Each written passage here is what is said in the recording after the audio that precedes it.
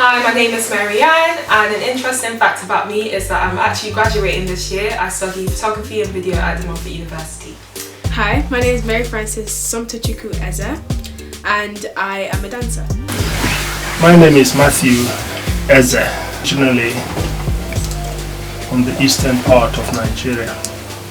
Being African is the best. It's just banter all the time. Our culture is just based on insulting each other, but in a way that shows love. So you shouldn't ever take it too serious. I feel like it's a nice place to be because there's so many opportunities, than we would get if we were living in other countries that weren't as, privileged as we are. Living in the UK has its pros and cons, but I'd say that being here has opened up a lot of opportunities for myself and my family that we probably wouldn't have had if we stayed in our original country, which is Nigeria. At first it was really scary because obviously it's before then I hadn't travelled anywhere in the world. It was literally a shock because coming from a country that has got electricity all the time, better roads and things, it was really tough, and the heat didn't help either, but I will say it was an amazing experience. I can see myself living in Nigeria and working as a fashion editorial photographer, which is what I'm really into.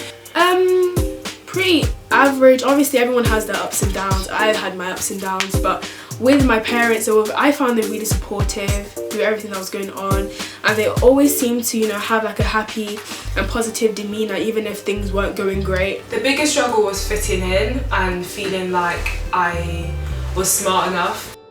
African parents are big academics who don't joke around. Struggles. The European winter.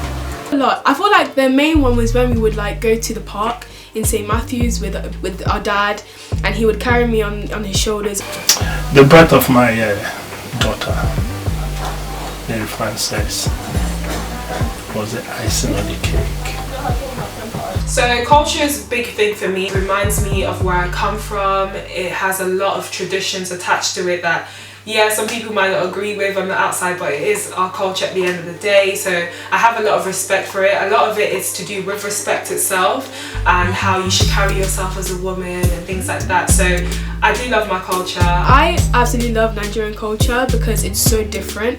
Even though half of it scares me a lot, like masquerades, I feel like it's just amazing that we have this background. My favourite aspect is obviously the fashion and the food.